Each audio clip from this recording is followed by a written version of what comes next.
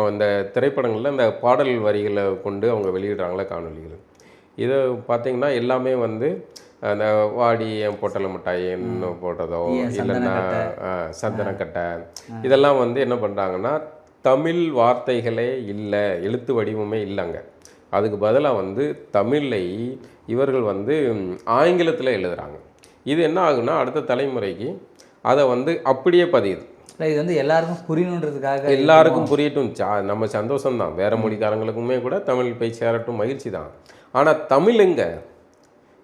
நீங்கள் தமிழில் இப்போ பார்த்தீங்கன்னா இதில் 2 விஷயம் இருக்குது. இப்போ தமிழ்நாட்டை வந்து இந்திய தேசிய கட்சிகள்கிட்ட இருந்து இது பண்ணி அப்புறப்படுத்திட்டு திராவிட கட்சிகள் பேசிட்டு வந்தாங்க. எப்படி வந்தாங்கன்னா தமிழை வந்து இந்திய ஆதிக்கத்துக்கு எதிராக, இந்தி திணிப்புக்கு எதிராக தமிழர்கள் வந்து ஒரு பெரிய போராட்டத்தை முன்னெடுத்தாங்க.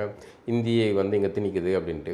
அப்போ அவங்க வந்து திராவிட மொழின்னு எதையும் எதிர்த்து அதுக்கு முன்னெடுத்துலாம் வரல. தமிழை முன்னெடுத்து இந்திக்கு எதிராக தமிழை நிறுத்தி தான் வந்து நம்ம வந்து தேசிய கட்சிகளை அப்புறப்படுத்தினோம். அப்புறம் திராவிட கட்சிகளும் தமிழ் தான் பேசினாங்க. அவங்க மேடையிலெல்லாம் வந்து ஸோ அப்படியே அடுக்கு மொழியில் வந்து கிரேக்க வரலாறு, அந்த வரலாறு, இந்த வரலாறுலாம் அடித்து விட்டு அவங்க வந்து தமிழர்கிட்ட இருந்து அதிகாரத்தை பெற்றாங்க. இதெல்லாம் மகிழ்ச்சி. இப்போ திராவிட ஆட்சிகள் இத்தனை ஆண்டுகள் ஆண்டதில் இவர்கள் தமிழ்னு பேசுகிறாங்கல்ல, அந்த தமிழோடைய லட்சணம் என்ன அப்படிங்கிறது இன்றைக்கு காலத்தில் நீங்கள் பாருங்களேன். நம்ம சென்னை அது மட்டும் இல்லை, அந்த நமக்கு இன்றைக்கு இந்த தலைமுறை வந்து நமக்கு முந்தைய தலைமுறை வந்து கொஞ்சம் படிப்பறிவு, கல்லூரிகள், பள்ளிக்கூடம் போகிறதுக்கு முந்தைய இது வந்து கொஞ்சம் சுமாராக இருந்துச்சு. அதுக்கு நம்ம கொஞ்சம் நம்ம தலைமுறையில் கொஞ்சம் வந்தோம்.